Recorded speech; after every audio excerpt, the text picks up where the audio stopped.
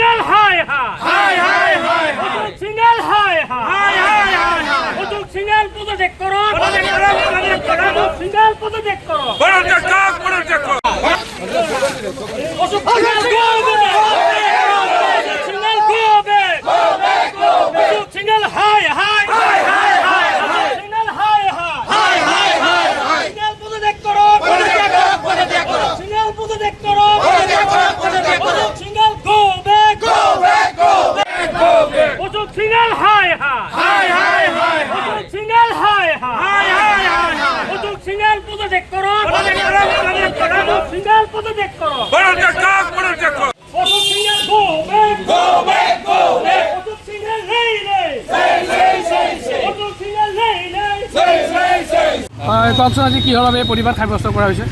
আজি বিশ্বনাথ জিলা কংগ্ৰেছৰ উদ্যোগত আমাৰ গোটেই জিলা কংগ্ৰেছ কমিটি, মণ্ডল Congress committee, block Congress committee, মহিলা, NSY, ইউথ আমি সকলোৱে মিলি এটা প্ৰতিবাদ সাব্যস্ত কৰিছোঁ। ইয়াত অশোক সিংঘাল যি অসম চৰকাৰৰ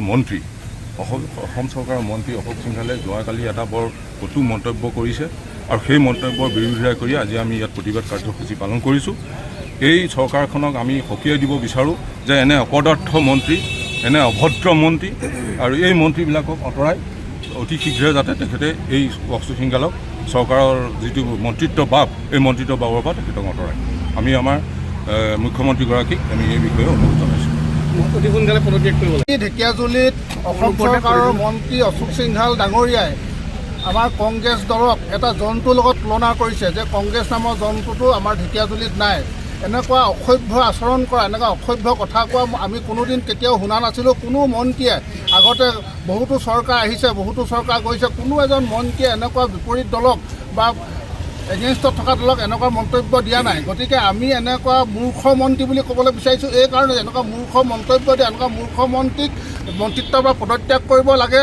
আমি মুখ্যমন্ত্ৰী হিমন্ত বিশ্ব শৰ্মা ডাঙৰীয়াক অনুৰোধ জনাইছোঁ, দাবী কৰিছোঁ এই মন্ত্ৰীজনক বৰ্খাস্ত কৰিব লাগে আৰু অশোক সিংঘাল ডাঙৰীয়াই ৰাজহুৱাকৈ অসমবাসীৰ ওচৰত ক্ষমা খুজিব লাগে। কাৰণ যিটো দলে ব্ৰিটিছক খেদি আমাৰ ভাৰতবৰ্ষত এখন স্বাধীন কৰিছিলে, যিটো দল পৃথিৱীৰ ভিতৰত আটাইতকৈ ডাঙৰ ৰাজনৈতিক দল, আটাইতকৈ পুৰণা ৰাজনৈতিক দল, সেই দল এনেকুৱা মন্তব্য আগবঢ়োৱাৰ কাৰণে আমি বিশ্বনাথ জিলা কংগ্ৰেছ কমিটিয়ে ধিক্কাৰ জনাইছোঁ, তেখেতক মুৰ্দাবাদ দিছোঁ, তেখেতক মূৰ্খ মন্ত্ৰী বুলি আমি আখ্যা দিছোঁ আৰু অসম চৰকাৰৰ মাননীয় আমাৰ মুখ্যমন্ত্ৰী তেখেতক এই মন্ত্ৰীজনক তেখেতৰ মন্ত্ৰিত্ব পদৰ পৰা বৰ্খাস্ত কৰিবৰ কাৰণে আমি দাবী কৰিছোঁ।